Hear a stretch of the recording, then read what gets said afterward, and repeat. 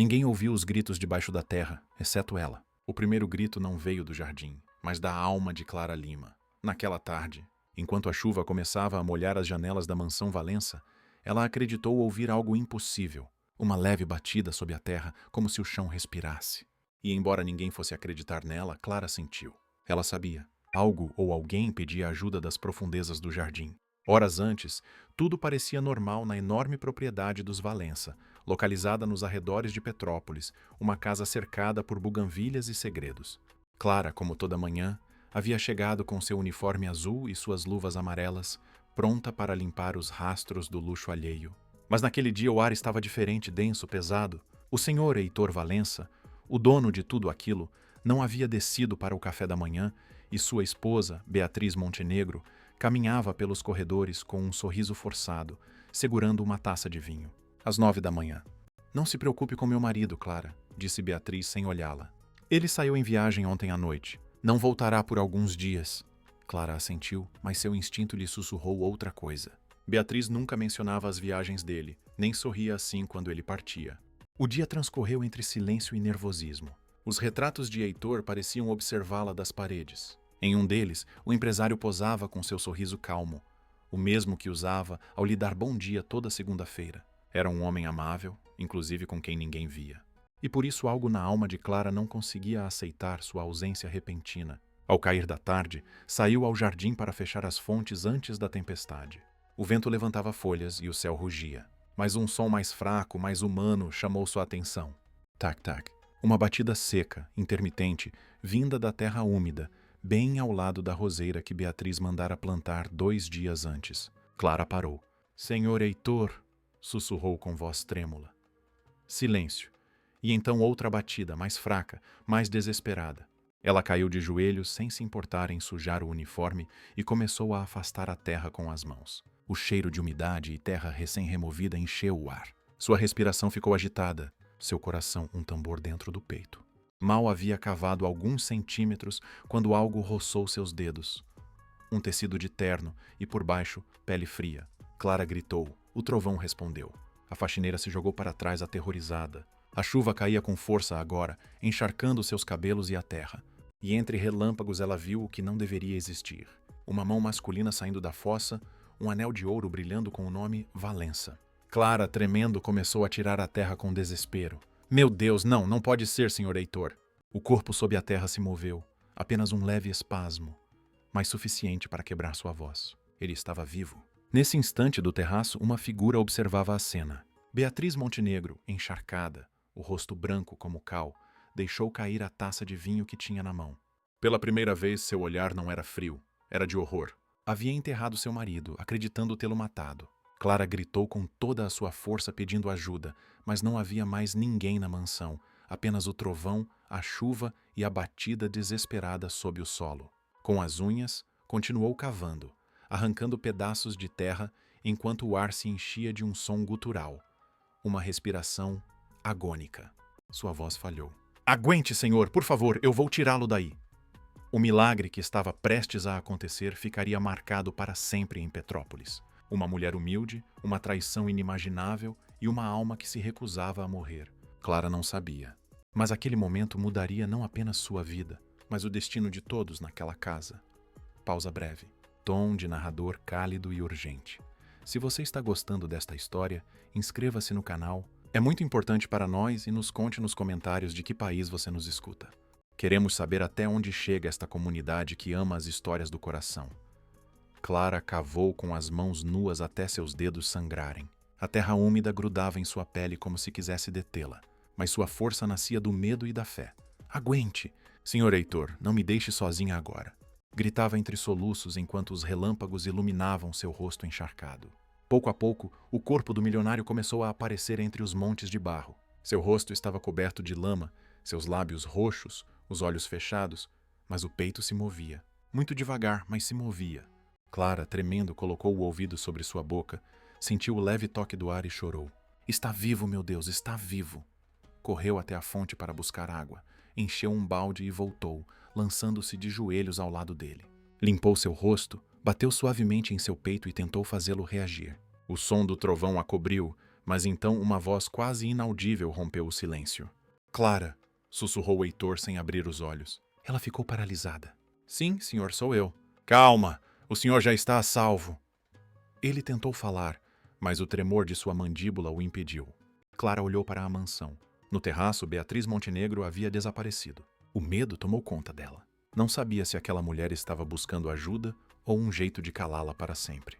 Com um esforço sobre-humano, arrastou o corpo de Heitor para fora do buraco e o cobriu com seu próprio casaco de trabalho. O ar ficou mais pesado, o vento atirava galhos e folhas, mas Clara não parou. Nesse instante, a porta dos fundos da mansão se abriu com um estrondo. Beatriz apareceu sob a chuva, encharcada, a maquiagem borrada, os olhos esbugalhados. — O que você fez? Gritou Clara com a voz embargada. Beatriz a observou, tremendo. Sua voz, apenas um fio, respondeu. Eu não queria. Perdi o controle. Clara se pôs de pé. A senhora o enterrou vivo, seu próprio marido. Meu Deus, senhora, isso é um pecado. Beatriz deu um passo para trás, desesperada. Você não entende. Ele ia me deixar por aquela enfermeira. Ia me tirar tudo o que construí ao lado dele. Suas palavras se misturavam com o choro e a fúria. Eu só queria assustá-lo. Mas quando vi que ele não respirava, pensei que já estava morto. Clara sentiu uma mistura de horror e compaixão. O que a senhora fez não tem perdão, mas ainda pode salvá-lo. Ajude-me a levá-lo para dentro. Por um momento, a esposa pareceu hesitar. Depois virou a cabeça para a porta e murmurou. Não, ninguém pode saber disso. Clara entendeu o que viria. Deu um passo para trás, protegendo Heitor com seu corpo. Não me toque, senhora. Não chegue perto dele de novo. Mas Beatriz, fora de si, avançou, afundando os saltos no barro. Você não vai arruinar minha vida, empregadinha. Não depois de tudo que suportei por esse homem. A faxineira se lançou sobre ela e a empurrou com força. Ambas caíram no chão, escorregando na terra molhada. Clara gritava. Ele continua vivo. Deus o quer com vida, entenda. Beatriz soltou um grito e, no meio da luta, a empurrou contra a borda da fonte. O golpe a atordoou, mas ela não se rendeu. Com um último impulso, Clara conseguiu se levantar e correr para dentro da mansão buscando ajuda. O coração lhe batia tão rápido que mal podia respirar. Procurou o telefone da cozinha, mas a linha estava cortada. Beatriz havia pensado em tudo. Então Clara viu o celular de Heitor sobre a mesa, encharcado, mas ligado. Discou o número de emergência com as mãos trêmulas. Por favor, me ajudem. Há um homem enterrado vivo na casa dos Valença. O operador hesitou, mas a voz desesperada de Clara não deixava dúvidas. Enviem alguém, por favor. Enquanto esperava, voltou ao jardim. Beatriz não estava mais lá, apenas o corpo de Heitor tremendo, com os olhos entreabertos. Clara se ajoelhou ao lado dele e pegou sua mão. Resista, senhor. Já vem ajudá-lo. Ele a olhou com uma mistura de confusão e tristeza. Por quê? Ela sussurrou com dificuldade. Clara apertou sua mão. Às vezes o amor se transforma em medo e o medo em maldade. Mas não deixe que isso o vença. As sirenes começaram a ser ouvidas ao longe, cada vez mais perto. Na entrada do jardim, seu Jonas, o jardineiro, apareceu com uma lanterna. Santa Maria Bendita, murmurou ao ver a cena. Clara, filha, o que aconteceu aqui? Ela, com lágrimas nos olhos, só pôde dizer: um milagre, seu Jonas. Um homem voltou a respirar e uma mulher acaba de perder sua alma. As luzes da viatura iluminaram a chuva. Beatriz, escondida entre os arbustos, observava os paramédicos chegarem. Seus lábios tremiam. Seu segredo estava prestes a vir à tona. E enquanto o milionário era levado para dentro, Clara não tirou sua mão da dele. Algo no ar lhe dizia que aquela noite ainda não havia terminado, que o verdadeiro inferno estava apenas começando. No hospital de Juiz de Fora, o cheiro de desinfetante e silêncio se misturava ao murmúrio das enfermeiras. Heitor Valença acordou depois de 2 dias entre a vida e a morte. Sua pele ainda tinha vestígios de terra e sua mente de sombras. Quando abriu os olhos, a primeira coisa que viu foi o rosto de Clara Lima, dormindo em uma cadeira ao lado de sua cama. Ele tentou falar, mas apenas um fio de voz saiu. Onde estou? Clara acordou num pulo. Graças a Deus o senhor está vivo, senhor Heitor. As lágrimas a traíram e ela baixou o olhar. Encontraram o senhor a tempo. Mas antes que Heitor pudesse se lembrar de algo, a porta se abriu com um rangido. Lá estava Beatriz Montenegro, impecável, maquiada, com um vestido branco que contrastava com a escuridão de sua alma. Trazia flores na mão e um sorriso ensaiado. Amor, sussurrou, aproximando-se lentamente. Pensei que tinha te perdido. Clara se levantou instintivamente, colocando-se entre os dois. O coração de Heitor acelerou. Não sabia por quê, mas algo naquela voz lhe provocou arrepios. Senhorita, disse Beatriz com frieza, pode se retirar. Meu marido precisa descansar. Clara cerrou os punhos, mas respirou fundo. Sinto muito, senhora. O médico pediu que ninguém o perturbe. Não me faça repetir. Os olhos de Beatriz escureceram. Não se esqueça de quem paga seu salário. O silêncio ficou pesado. Heitor a observava confuso. Clara saiu sem protestar, mas antes de fechar a porta, seus olhares se cruzaram. Tenha cuidado, pareciam dizer seus olhos. Beatriz se aproximou da cama e pegou a mão do marido com fingida ternura. Você sofreu um acidente, querido. Escorregou no jardim. Foi terrível. Eu gritei, pedi ajuda, mas ninguém ouviu. Heitor franziu a testa. Sua cabeça latejava como um tambor. Acidente, repetiu fracamente. Por quê? Não me lembro. Beatriz acariciou sua testa com doçura calculada. O médico disse que você poderia ter lapsos de memória. Não se esforce, meu amor. O importante é que você está comigo. Quando ela saiu do quarto, uma sombra apareceu no corredor. Detetive Moraes, o detetive designado para o caso, havia sido chamado pelo hospital após uma denúncia anônima. Clara o havia feito. Ele se apresentou com voz firme. Senhora Montenegro, preciso falar com a senhora sobre as circunstâncias do acidente de seu marido. Beatriz sorriu, fingindo surpresa. Acidente, já disse, foi uma queda. Por que tanto interesse? O detetive Moraes a observou fixamente. Porque os médicos encontraram terra nos pulmões do Sr. Valença. E isso não acontece com uma simples queda. O rosto de Beatriz perdeu a cor, mas logo ela recuperou o controle. Está insinuando algo no oficial? Estou apenas buscando a verdade. O homem anotou algo em seu caderno. Talvez eu devesse falar com a funcionária Clara Lima, certo? Beatriz sentiu sua respiração falhar. Essa mulher está confusa. Sempre foi instável. O detetive Moraes a olhou sem piscar. Ainda assim, quero ouvir a versão dela. Naquela mesma noite, Clara foi chamada à delegacia. Contou tudo. A chuva, as batidas sob a terra, a mão que emergia do solo. O detetive a ouviu em silêncio com atenção. Tem certeza de que o buraco estava recém-cavado? Perguntou. Sim.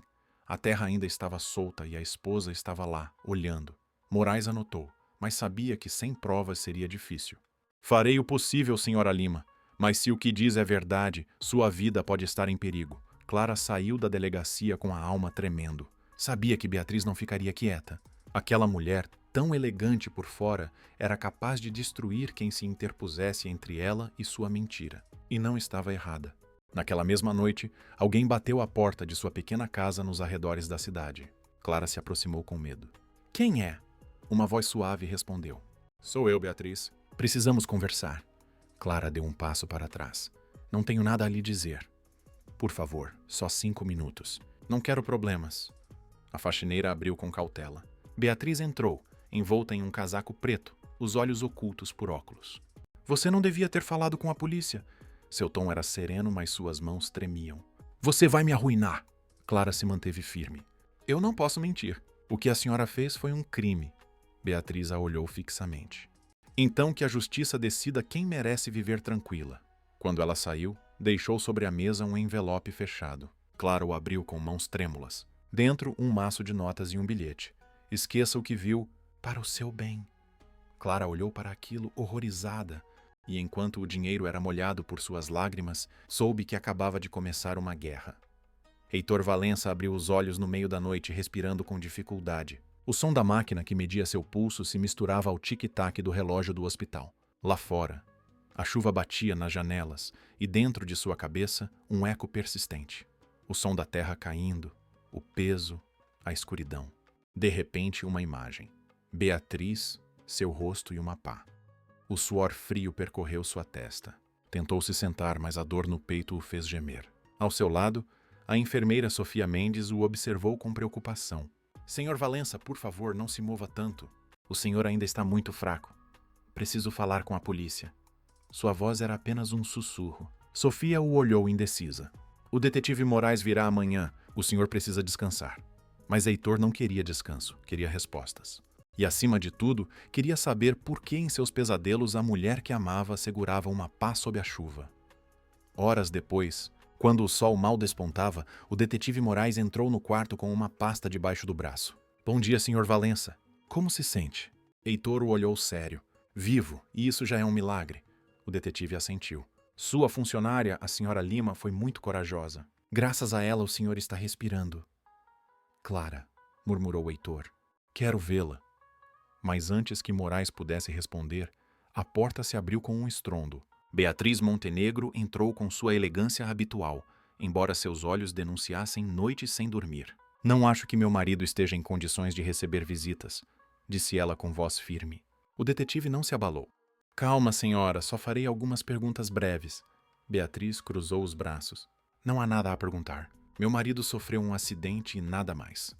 Moraes a olhou diretamente. Curioso acidente. Os médicos encontraram restos de terra em seus pulmões e vestígios de que ele esteve coberto por mais de 6 horas. Beatriz forçou um sorriso. Isso é impossível. Com certeza uma confusão do relatório. Heitor os observava em silêncio. Sua respiração acelerava a cada palavra. Moraes se levantou, aproximou-se dele e falou devagar. Senhor Valença, o senhor se lembra de algo do que aconteceu? Heitor fechou os olhos. A mente lhe devolveu imagens soltas. Um grito, um golpe, a chuva e a voz de Beatriz murmurando. Tudo será sua culpa. Abriu os olhos, pálido. Ainda não, mentiu.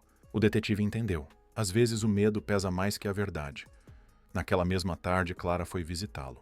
Entrou em silêncio, segurando um buquê de flores simples. Senhor, disse com voz trêmula. Vim vê-lo. Heitor sorriu fracamente. Você me devolveu a vida, Clara. Não sei como lhe agradecer. Ela baixou o olhar. Não agradeça a mim, mas a Deus. Ele não quis que o senhor morresse enterrado em pecado alheio. Ambos guardaram silêncio até que Clara se atreveu a dizer. Sei que foi ela, mas ninguém acredita em mim. Heitor a olhou com olhos profundos. Eu acreditei em você no dia em que acordei. Eu soube, embora ainda não me lembre de tudo.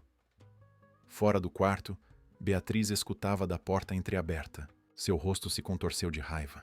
Aquela mulher, aquela empregada, havia conseguido o que ela não conseguiu, a atenção de seu marido. E em sua mente, o amor se transformou outra vez em ódio. Naquela noite voltou à mansão, entrou em seu quarto e abriu um cofre escondido atrás de um retrato. Dentro, havia um envelope com documentos falsos e um pendrive. Se eu tiver que cair, não cairei sozinha, sussurrou com um sorriso amargo. No hospital, Heitor teve um pesadelo tão real que acordou gritando. Clara, que havia ficado em uma cadeira, correu até ele. Calma, senhor, calma. Apá! Gritou ele. Apá e a voz dela. Sofia entrou correndo. O que está acontecendo aqui? Clara o segurou pelos ombros. Ele está se lembrando. Heitor a olhou com os olhos vidrados. Clara, foi ela. Beatriz me enterrou vivo. O silêncio foi absoluto. No dia seguinte, o detetive Moraes recebeu o laudo médico final. Havia sinais de asfixia por terra e marcas na nuca que confirmavam um golpe prévio. Era oficial. Não fora um acidente, fora uma tentativa de assassinato. Quando Moraes chegou ao hospital para comunicar, Heitor não estava mais em seu quarto. A enfermeira nervosa explicou. Uma mulher veio buscá-lo, disse ser sua esposa. Moraes correu para o estacionamento, mas o carro preto já havia desaparecido. A poucos quilômetros, dentro do veículo, Beatriz Montenegro sorria enquanto observava o marido inconsciente no banco de trás. Uma faxineira te salvou? Heitor, mas desta vez nem Deus vai te escutar. Enquanto isso, Clara chegava ao hospital com uma garrafa térmica de sopa para ele e um pressentimento gelado no peito. Quando viu o quarto vazio, sua alma desmoronou. Não pode ser, sussurrou correndo para o corredor. O detetive apareceu logo atrás. Onde ele está? Clara o olhou com lágrimas escorrendo pelo rosto. Ela o levou, a mesma que tentou matá-lo. E o destino de Heitor Valença mergulhou novamente na escuridão. A chuva caía com fúria sobre a estrada que ligava Juiz de Fora a Teresópolis. O para-brisa do carro de luxo mal dava conta da água que deslizava como lágrimas sobre o vidro. Beatriz Montenegro dirigia com os dentes cerrados, o olhar fixo na estrada escura. No banco de trás, Heitor Valença continuava inconsciente, a cabeça encostada na janela. Dentro do veículo, o rádio estava desligado, mas na mente de Beatriz ressoava uma única frase. Se eu tiver que cair, não cairei sozinha. Cada gota de chuva era uma acusação, cada relâmpago, uma memória. Havia sido criada no luxo, educada para nunca perder, para não mostrar fraqueza. Mas naquela noite, a derrota tinha nome e rosto. Clara Lima. Uma faxineira, sussurrou entre dentes. Uma simples empregada conseguiu arruinar tudo. Enquanto isso, no hospital, Clara chorava de raiva e medo. O detetive Moraes dava ordens rápidas aos agentes. Coloquem barreiras em todas as saídas para o norte. Ela não pode ter ido longe. E se ela o levar para fora do estado? Perguntou Clara desesperada. Então precisaremos mais do que policiais, respondeu Moraes. Precisaremos de fé. Clara levantou o olhar. Eu não vou ficar esperando, detetive. Se ela o levou vivo, posso encontrá-lo vivo também. Moraes viu em seus olhos a mesma determinação que havia visto em pessoas que já não temem morrer. Você não fará isso sozinha. Ele pegou sua jaqueta, pegou as chaves do carro e acrescentou. Vamos. A quase 1 hora de distância, o carro de Beatriz parou em frente a uma velha fazenda abandonada, cercada por árvores e um ar de esquecimento. Era a antiga propriedade dos Montenegro, onde ela havia passado sua infância e onde seu pai havia tirado a própria vida. Tudo. Naquele lugar cheirava a rancor antigo. Arrastou o corpo de Heitor para dentro. Ele gemeu levemente, acordando entre sombras. Onde estou? Murmurou com voz áspera. Em casa, amor, respondeu ela com um sorriso torto. Na casa onde tudo começou. Heitor tentou se mover, mas estava amarrado com uma corda à velha poltrona de couro. Beatriz, o que você está fazendo? Ela acendeu um lampião a óleo. A luz tremeu, projetando sua silhueta nas paredes cobertas de poeira. O que eu deveria ter feito há anos? Me libertar de você, de suas mentiras, de sua compaixão de pobre. Do que você está falando? Eu te dei tudo. Beatriz soltou uma gargalhada amarga. Tudo. Você me deu pena, Heitor. Sempre com seus discursos de bondade, ajudando os necessitados. Como essa faxineira que agora te adora. Ela se aproximou com o rosto transtornado pelo ciúme. Eu era sua esposa. Eu devia ser sua única salvadora, não ela. Heitor a olhou com tristeza. Não é amor o que te move, Beatriz. É medo. Ela o esbofeteou com fúria. Cale-se. Lá fora, o vento rugia. O teto da fazenda rangia a cada relâmpago. Beatriz se virou, respirando com dificuldade, e de uma bolsa tirou uma pequena garrafa de vidro. Sabe o que é isso? Ele perguntou, segurando-a contra a luz. Clorofórmio. Eu ia usar naquela noite, mas não tive tempo. Heitor fechou os olhos. Se você fizer isso, não haverá volta. Já não houve quando cavei aquele buraco, querido. Sussurrou ela com uma calma que gelava a alma. Enquanto isso, na estrada, o carro de Clara e Moraes avançava em meio à tempestade. O detetive checava o celular sem sinal. Nada. As comunicações caíram por causa da tempestade. Clara olhava para o horizonte, as mãos apertadas sobre o rosário que levava pendurado no pescoço. Ela o levou para algum lugar que conhece, um lugar onde ninguém os encontre. Moraes se lembrou de algo nos registros antigos. Os Montenegro tinham uma fazenda abandonada perto de Teresópolis.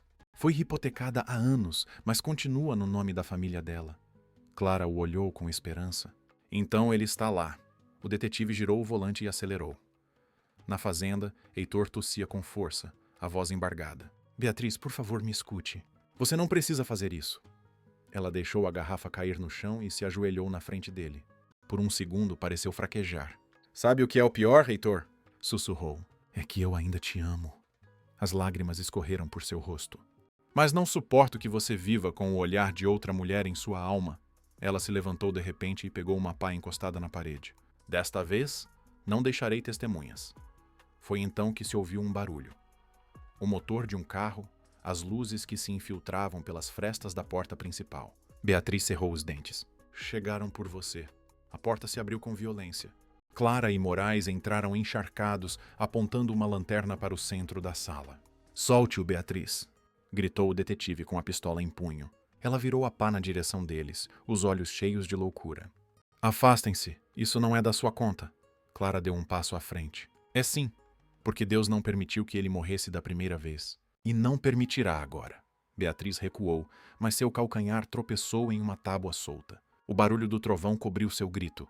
A pá caiu de suas manos. O chão, apodrecido pela umidade, cedeu sob seus pés. Clara correu, tentando segurá-la, mas foi tarde demais. Beatriz caiu no porão vazio da velha fazenda. O silêncio que se seguiu foi eterno. Heitor chorava, amarrado, enquanto Moraes descia para socorrê-la. Está viva! Gritou o detetive lá de baixo, mas quebrou a perna. Clara se aproximou de Heitor, arrebentando as cordas com as próprias mãos. Ele a abraçou com força, tremendo. Pensei que nunca mais ia te ver. Ela sorriu entre lágrimas. Nem a terra nem o medo puderam comigo, Sr. Valença.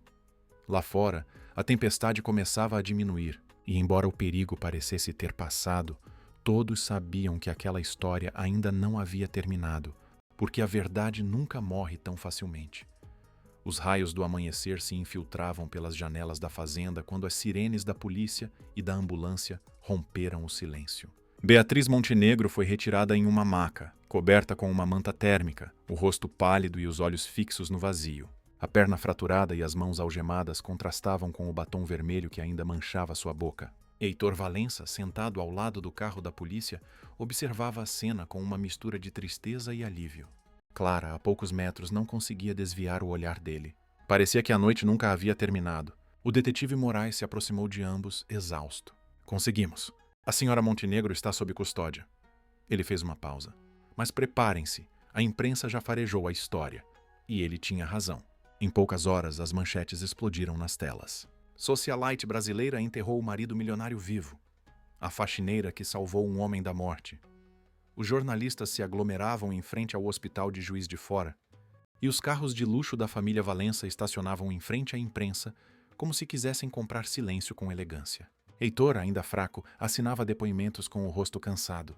Não quero julgamentos da mídia, Moraes, disse ao detetive. Só justiça. A justiça virá, mas não espere misericórdia da mídia, respondeu Moraes, fechando seu caderno. Vão transformar isso em um espetáculo. Enquanto isso, em um quarto do hospital, Beatriz olhava para o teto com os olhos perdidos. As câmeras esperavam do lado de fora, mas ela não dizia uma palavra. Apenas uma enfermeira entrava a cada hora para verificar sua pressão.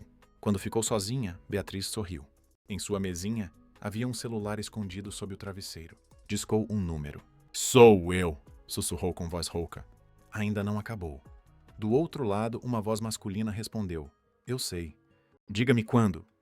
Dias depois, Heitor recebeu alta. Caminhava devagar, apoiado em uma bengala, mas com o olhar firme. Clara o acompanhava em silêncio, segurando uma sacola com medicamentos. Na saída, os flashes o cegaram. Senhor Valença, é verdade que sua esposa tentou matá-lo por ciúmes? Que relação o senhor tem com a senhora Lima? É verdade que ela morava na sua casa? Heitor respondeu apenas uma vez. A verdade não precisa de enfeites, e a minha, cedo ou tarde, aparecerá por completo. Dentro do carro, Clara pegou sua mão. O senhor não precisava dizer isso. As pessoas são cruéis. Ele a olhou com uma ternura que a desarmou. Não posso negar quem me devolveu a vida, Clara. Você foi meu milagre. Ela baixou o olhar nervosa. Eu só fiz o que qualquer pessoa teria feito. Não, replicou Heitor com voz suave. Você fez o que nem minha esposa, nem meus amigos, nem meu dinheiro fizeram. Acreditar que minha vida valia a pena ser salva. As semanas passaram. Beatriz foi transferida para a prisão preventiva no Rio de Janeiro, enquanto sua defesa preparava uma estratégia. Lá fora, a mídia transformava sua história em novela, mas dentro, o silêncio da cela a devorava. A lembrança de Clara a perseguia como uma sombra luminosa, um lembrete de que havia perdido tudo o que não podia comprar. Uma tarde, a advogada entrou com notícias. Há uma forma de suavizar a sentença, disse ela. Mas precisaríamos que você aceite sua culpa e declare que sofreu um surto psicótico. Beatriz a olhou com desprezo. Chamar de loucura o que foi amor. Prefiro apodrecer aqui. Naquela noite, a cela se encheu de murmúrios. A mesma voz masculina com quem ela havia falado dias antes apareceu entre as sombras do corredor. Senhora Montenegro, sussurrou o guarda. Seu amigo me envia. Ele lhe entregou um envelope fechado. Dentro, uma pequena chave e um papel que dizia: existem outras formas de escapar. Beatriz sorriu. Sua história ainda não havia terminado. Em outra parte da cidade, Clara tinha voltado à sua rotina de limpeza, mas algo dentro dela havia mudado. Ela não era mais apenas uma funcionária. As pessoas a reconheciam na rua, a cumprimentavam, alguns até queriam tirar fotos. A mulher que salvou o milionário. Era como a chamavam. E embora isso a enchesse de orgulho, também lhe trazia medo, porque sabia que a fama traz luz e também sombras. Uma noite, enquanto esfregava o chão do hospital onde trabalhava agora, ouviu passos atrás dela. Senhora Lima, disse uma voz grave. Era o detetive Moraes. Venho te avisar. Beatriz ainda tem contatos. Recebemos rumores de que ela está tentando subornar um guarda para fugir. Clara levou a mão ao peito. Fugir. De novo. Moraes assentiu. Não subestime uma mulher que perdeu tudo. O rancor pode mais que a culpa. Clara fechou os olhos, sentindo um arrepio. Então que Deus nos proteja a todos, porque essa mulher não conhece limites. Naquela mesma noite, em sua cela, Beatriz olhava a chave entre seus dedos. O som das chaves do guarda ressoou no corredor e seu sorriso, quase imperceptível, parecia um presságio. O inferno, pensou, não é um lugar, é a espera. Enquanto isso, Heitor dormia em sua casa, sonhando com o som de uma pá batendo na terra. E em outro ponto da cidade, Clara acordava sobressaltada, convencida de ter ouvido a mesma voz sussurrar seu nome. A história ainda não estava pronta para terminar. A escuridão sempre encontra uma fresta por onde voltar a entrar. A madrugada no presídio de Bangu amanheceu com um silêncio anormal. Os guardas trocavam de turno. O céu ainda estava cinza e o cheiro de umidade se misturava ao vapor do café barato. Na cela número 17, Beatriz Montenegro observava a fechadura, sua mente tão fria quanto o metal que a separava de sua liberdade. A chave que havia recebido semanas atrás descansava escondida dentro de um livro de orações que nunca abriu. Naquele dia, a rotina mudou. Um novo guarda, com o boné baixo e o olhar esquivo, parou em frente à sua porta. Hora da transferência médica, murmurou, evitando contato visual. Beatriz sorriu levemente. Finalmente, sussurrou. Quando o portão principal se fechou atrás dela, a prisão voltou à sua normalidade. Ninguém suspeitou que no banco de trás daquela ambulância, uma mulher algemada viajava em direção a algo mais escuro que a liberdade. 2 dias depois, o detetive Moraes recebeu uma ligação que o fez derrubar sua xícara de café. Como assim desapareceu? Gritou. Isso é impossível! Do outro lado, a voz trêmula do diretor da prisão respondeu. Eles a transferiram com documentos falsos. O guarda que a escoltava pediu demissão e desapareceu. Moraes bateu na mesa. Sabia que algo assim aconteceria. E agora essa mulher está à solta. Correu para o carro, discando o número de Clara. Clara, me escute com atenção. Não saia da sua casa. O que acontece, detetive? Beatriz fugiu. O silêncio do outro lado foi tão longo que Moraes pensou que a ligação tinha caído. Então, a voz de Clara embargada. Meu Deus, ela vai vir atrás de nós. Naquela mesma noite, em uma pequena capela do bairro de Santa Teresa, Clara acendia velas com mãos trêmulas. O padre Cícero, a observou do altar. Filha, o medo é um inimigo silencioso. Não é medo, padre, respondeu ela. É pressentimento. Seus olhos se encheram de lágrimas. Essa mulher não descansará até destruir tudo. Enquanto isso, em um hotel de beira de estrada, Beatriz observava seu reflexo no espelho. O cabelo curto, tingido de escuro, roupa simples, olhar vazio. Havia deixado para trás o perfume caro e os saltos altos, mas não o rancor. Sobre a mesa, uma pasta de recortes com manchetes. A faxineira e o milionário. Um milagre que comoveu o Brasil. Heitor Valença quebra o silêncio. Devo minha vida a Clara Lima. Suas unhas rasgaram o papel. Milagre! Sussurrou com ódio. Eu lhe dei a vida que ele tem, e essa mulher a roubou de mim. Tirou da bolsa uma pistola pequena, limpa, recém-comprada no mercado negro. Segurou-a em frente ao espelho. Desta vez, ninguém vai me enterrar viva. Na casa de Heitor Valença, o ar parecia estranho. Desde sua recuperação, ele tentava refazer sua vida longe da mídia. Vivia com discrição em uma casa de campo em Petrópolis, ajudando obras de caridade, tentando deixar o horror para trás.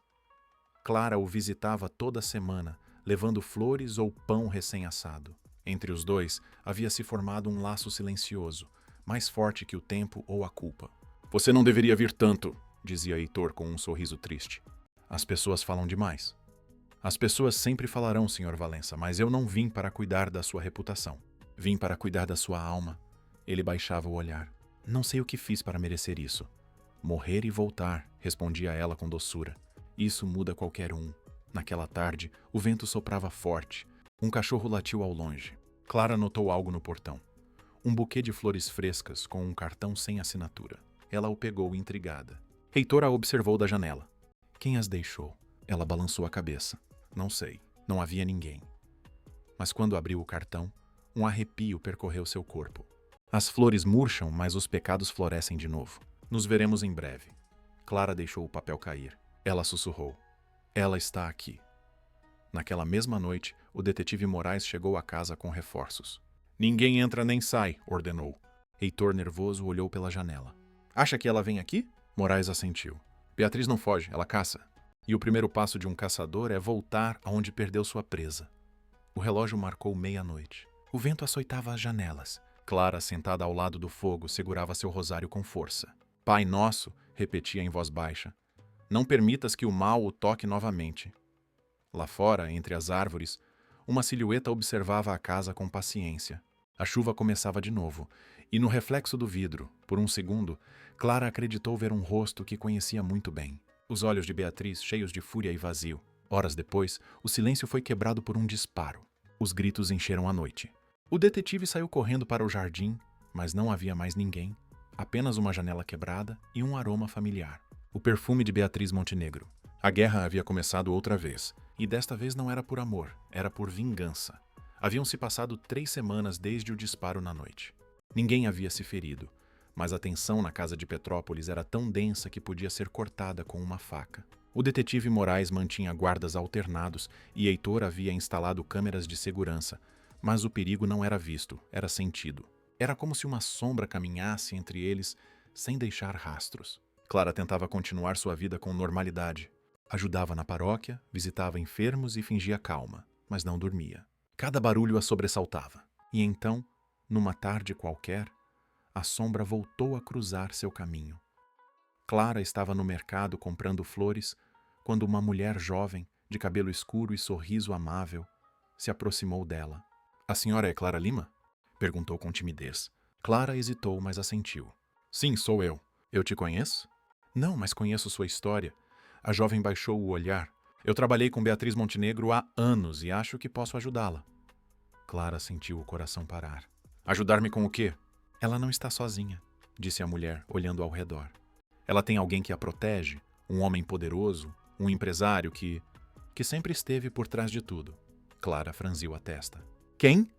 A jovem a olhou nos olhos. — O sócio do seu marido, Otávio Guzmão. O nome a atingiu como um tijolo. Otávio era o melhor amigo de Heitor, seu parceiro de negócios, quase um irmão.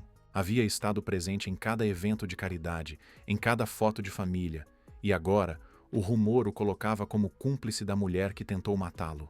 Naquela noite, Clara foi à casa de Heitor. — Preciso falar com o senhor, disse com voz firme. Heitor a recebeu com um sorriso cansado. — O que acontece, Clara? É sobre o Otávio. Alguém me disse que ele está ajudando a Beatriz. Heitor ficou em silêncio. Depois suspirou. — Não posso acreditar nisso. Otávio é meu amigo desde a universidade. Foi ele quem me ajudou quando ninguém o fez. E por isso ele poderia manipulá-lo, insistiu ela. Beatriz sempre soube como usar as pessoas.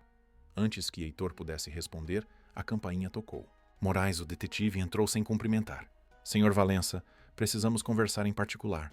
Clara recuou, desconfortável, mas ele a olhou com seriedade. — Não saia, isso também lhe diz respeito. Moraes colocou sobre a mesa um envelope pardo. Dentro havia fotos. Beatriz em um automóvel com um homem de terno e óculos escuros. Este é Otávio Guzmão. Ele foi visto com ela há 4 dias em Campos do Jordão. Heitor empalideceu. — Não pode ser, Moraes continuou. Temos razões para acreditar que ele a ajudou a falsificar os documentos para sua fuga. E agora ambos estão planejando algo maior. Clara apertou o rosário em sua mão. — Algo maior? — Sim, o detetive suspirou. Um golpe, algo que a imprensa poderia usar para destruí-lo. Naquela mesma noite, Heitor decidiu confrontar a verdade. Ligou para Otávio, fingindo calma. — Irmão, preciso te ver, disse com voz firme. — No velho escritório do centro, amanhã às 9. — Claro, respondeu Otávio sem hesitar. Como nos velhos tempos, Clara quis acompanhá-lo, mas Heitor recusou. — Você já arriscou demais por mim, disse ele. Desta vez, deixe-me enfrentar meus fantasmas. Na manhã seguinte, a cidade estava envolta em uma névoa densa. Heitor chegou ao prédio vazio onde seu império começou. Otávio o esperava junto à janela, com seu eterno sorriso. — Que nostalgia, não? Disse, acendendo um cigarro. — Aqui nasceram todos os nossos sonhos. — E aqui você poderia ter enterrado os meus, respondeu Heitor. Otávio soltou uma gargalhada seca. — Então já te contaram.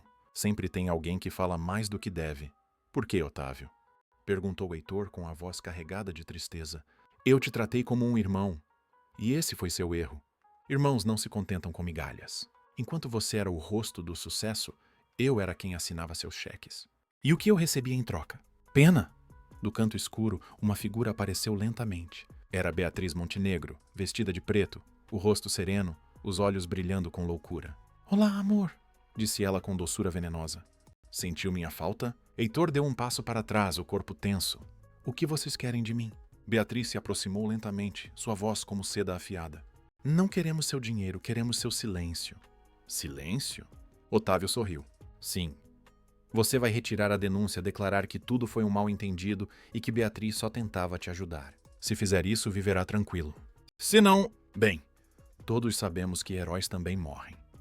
Enquanto isso, Clara, incapaz de ficar quieta, foi atrás dele.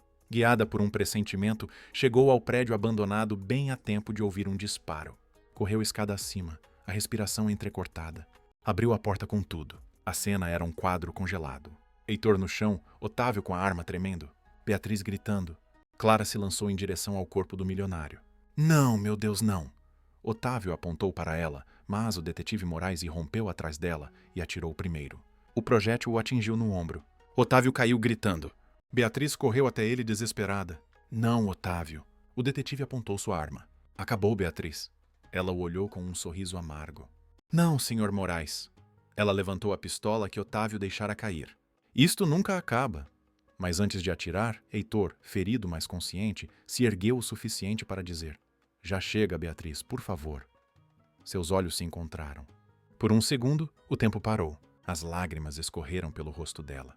"Eu te amei mais que a minha vida, Heitor, mas o amor apodrece quando não é correspondido." E baixou a arma. O detetive se aproximou e a algemou sem resistência. A guerra havia terminado. Ou pelo menos foi o que pensaram. Porque enquanto a polícia atirava do prédio, Clara, encharcada de lágrimas, notou que Otávio no chão sorria. "Você acha que terminou, Clara?" sussurrou com voz fraca. "Você ainda não sabe a verdade." Ela o olhou horrorizada. "Que verdade?" "Eu não planejei isso, Beatriz, sim. Mas alguém mais a ensinou como fazer. Alguém que te conhece melhor do que você imagina." Suas palavras se apagaram em um suspiro, e o mistério que acreditavam estar fechado acabava de abrir uma ferida mais profunda. A chuva voltou a Petrópolis naquela mesma noite, como se o céu quisesse lavar os pecados de todos. No hospital, Heitor Valença jazia na cama com o braço enfaixado, olhando para a janela. Ao seu lado, Clara Lima segurava sua mão em silêncio. As sirenes, os gritos, os disparos. Tudo havia passado tão rápido que parecia um pesadelo. Mas havia algo que ainda não fechava. As palavras de Otávio Guzmão ressoavam em sua cabeça como um eco maldito. Alguém mais a ensinou como fazer. Alguém que te conhece melhor do que você imagina. Clara não entendia. Quem poderia odiá-los tanto a ponto de guiar Beatriz em sua loucura? Horas depois, o detetive Moraes entrou com um semblante sombrio. "Preciso que ambos escutem algo", disse, deixando uma pasta sobre a mesa. Dentro havia registros de chamadas, e-mails, transferências. "Encontramos isso no celular de Beatriz. Tudo aponta que alguém a contatou meses antes da tentativa de assassinato." "Quem?" perguntou Heitor. Moraes os olhou e, com um suspiro, respondeu: "Uma mulher chamada Laura Lima." Clara sentiu como se a alma se desprendesse de seu corpo. "O quê? O que disse?" "Laura Lima", repetiu o detetive. "Sua irmã." O mundo parou. Clara recuou, branca como mármore. "Isso não pode ser. Laura morreu há anos." Moraes negou devagar. "Não morreu, Clara. Desapareceu. E pelo que encontramos, levava uma vida sob outro nome, trabalhando como assistente de Beatriz Montenegro." Clara levou as mãos ao rosto. As lembranças a atingiram. Sua infância pobre, os anos de fome, a última vez que viu sua irmã partir, jurando que um dia seriam ricas e poderosas. Mas nunca mais voltou. Até agora. Heitor apertou sua mão. "Clara, tem certeza de que não sabia de nada?" Ela o olhou com lágrimas caindo por suas bochechas. "Eu juro. Se eu soubesse, jamais teria permitido que ela se aproximasse." O detetive deixou um documento sobre a cama. Era uma carta escrita à mão, encontrada na bolsa de Beatriz. "Laura, sem você eu não teria tido a coragem. Você me mostrou o caminho. Você me ensinou a fazer pagar o homem que me humilhou. Não importa o que digam, nosso plano foi perfeito." Até que apareceu essa mera empregada. Clara tremeu. "Meu Deus!" sussurrou. "Tudo isso começou por minha causa." Semanas depois, quando os tribunais ditaram a sentença, Beatriz Montenegro foi condenada a 30 anos de prisão.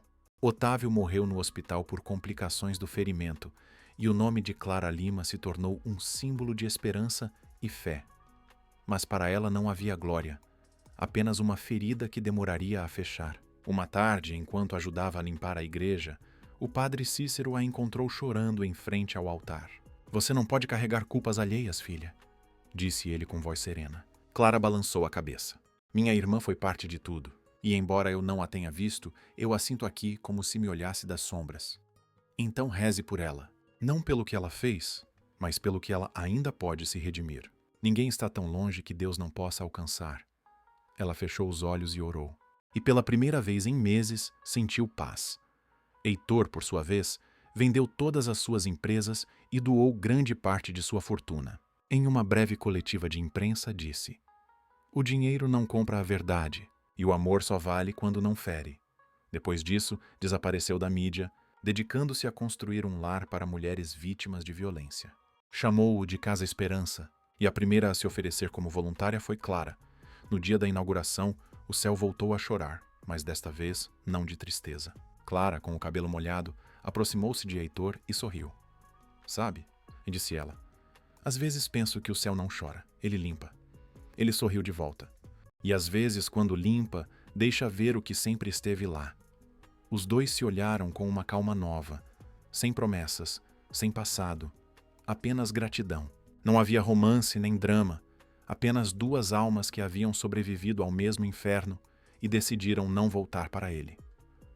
Naquela noite, enquanto fechavam a capela do refúgio, um raio iluminou o horizonte. Clara olhou para a colina e, por um instante, acreditou ver uma figura feminina observando-os de longe, sob um guarda-chuva preto.